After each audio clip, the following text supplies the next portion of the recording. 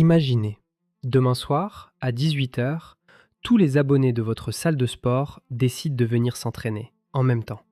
Plus un seul tapis disponible, une file d'attente devant chaque machine, des vestiaires complètement saturés, et probablement des centaines de personnes qui ne pourraient même pas entrer. Parce qu'il y a quelque chose d'assez étrange dans le fonctionnement d'une salle de sport. Elle peut avoir des milliers d'abonnés, alors qu'elle serait incapable de tous les accueillir en même temps. Et pourtant, chaque mois, chacun continue de payer, qu'ils viennent 20 fois, 2 fois, ou même pas du tout. Et c'est là que le modèle économique des salles de sport devient particulièrement intéressant. Parce que contrairement à ce qu'on pourrait croire, leur produit principal n'est pas vraiment le sport. C'est l'abonnement.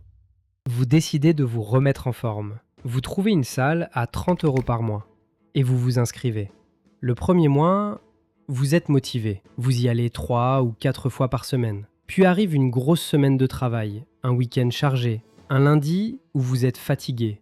Et petit à petit, 3 séances deviennent 2, puis 1. Puis, bon, j'irai demain. Sauf que pendant ce temps, les 30 €, eux, continuent d'être prélevés. Et vous êtes loin d'être le seul. Une étude portant sur plus de 1700 nouveaux adhérents à des salles de sport a observé quelque chose d'assez impressionnant. Au cours du premier mois, ils effectuaient en moyenne environ 7,5 visites. 12 mois plus tard, moins d'une visite par mois en moyenne. La motivation avait quasiment disparu. Mais certains abonnements, eux, continuaient. Maintenant, imaginez 2 salles de sport. La première vous facture 5 € à chaque entrée. Vous venez ? Elle gagne 5 €. Vous ne venez pas, elle ne gagne rien. La deuxième fonctionne différemment. Elle vous facture 30 € tous les mois. Vous venez 15 fois, 30 €. Vous venez 2 fois, 30 €. Vous ne venez pas du tout, toujours 30 €. Et pour l'entreprise, ce deuxième modèle possède un énorme avantage, la prévisibilité. C'est ce qu'on appelle un revenu récurrent. Chaque mois, une partie de l'argent revient automatiquement. Et pour une salle de sport, c'est particulièrement intéressant, parce qu'une grande partie de ces dépenses existe déjà. Le loyer, les machines, le personnel, l'électricité, l'entretien. Que vous veniez aujourd'hui ou que vous restiez tranquillement chez vous, une grande partie de ces dépenses ne disparaît pas. Et c'est ici que le modèle devient vraiment intéressant. Prenons un exemple très simple.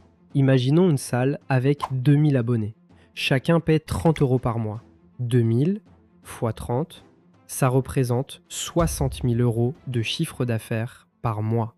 Maintenant, imaginez que ces 2000 personnes décident d'utiliser leur abonnement au maximum, tous les jours, et surtout aux mêmes heures. La salle aurait un problème. Il faudrait plus de machines, des vestiaires plus grands, davantage de personnel, peut-être même un bâtiment plus grand. Et forcément, les coûts augmenteraient. Mais dans la réalité, tout le monde ne vient pas en même temps. Certains viennent 5 fois par semaine, d'autres 2 fois. Certains disparaissent pendant plusieurs semaines, et d'autres continuent de payer alors qu'ils viennent très rarement. Et c'est précisément ce qui permet à une salle de vendre beaucoup plus d'abonnements que le nombre de personnes qu'elle pourrait accueillir en même temps. Pour comprendre jusqu'où ce modèle peut aller, prenons Planet Fitness. C'est l'un des plus grands acteurs du secteur aux États-Unis. Fin 2025, son réseau comptait environ 20,8 millions de membres, répartis dans près de 2900 salles. Et sur l'année, l'entreprise a généré environ 1,3 milliard de dollars de chiffre d'affaires. Mais le chiffre le plus intéressant est peut-être ailleurs. Plus de 90% des revenus provenant de ces clubs détenus directement et de ses activités de franchise étaient de nature récurrente. Autrement dit, une énorme partie de la machine repose sur de l'argent qui revient encore et encore et encore. Et lorsque l'abonnement reste relativement accessible, un autre phénomène apparaît. Imaginez, vous n'êtes pas allé à la salle depuis 3 semaines.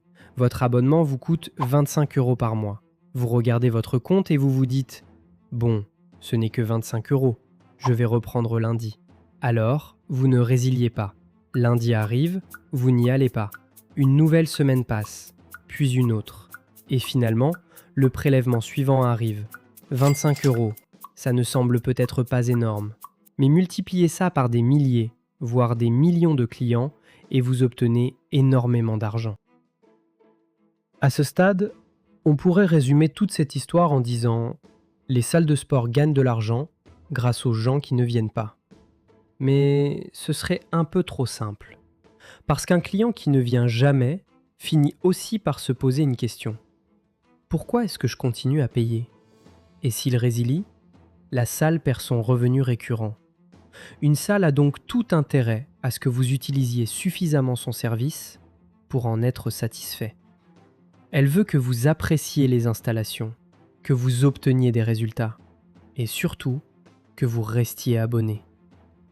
Planet Fitness indique d'ailleurs que ses membres ont effectué plus de 650 millions d'entraînements dans son réseau en 2025. Les salles ne veulent donc évidemment pas être vides. Le véritable équilibre est beaucoup plus subtil. Une salle veut des clients actifs et satisfaits, mais elle bénéficie également du fait que tous ses abonnés ne viennent pas constamment, et surtout, pas tous en même temps. Parce que si chaque personne utilisait son abonnement au maximum, il faudrait beaucoup plus de machines, beaucoup plus d'espace et beaucoup plus de personnel pour accueillir exactement les mêmes abonnés. Et finalement, c'est peut-être ça le plus intéressant. Lorsque vous vous inscrivez dans une salle de sport, vous pensez acheter des séances d'entraînement. Mais économiquement, ce n'est pas exactement ce que la salle vous vend. Ce qu'elle vous vend, c'est la possibilité de venir.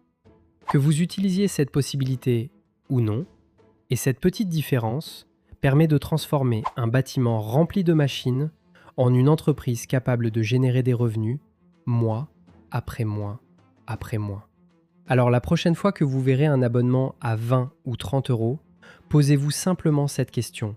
Combien de personnes continuent de payer sans réellement utiliser ce qu'elles ont acheté? Parce que derrière beaucoup d'entreprises que nous utilisons tous les jours, se cachent des mécanismes économiques beaucoup plus intéressants qu'ils n'en ont l'air.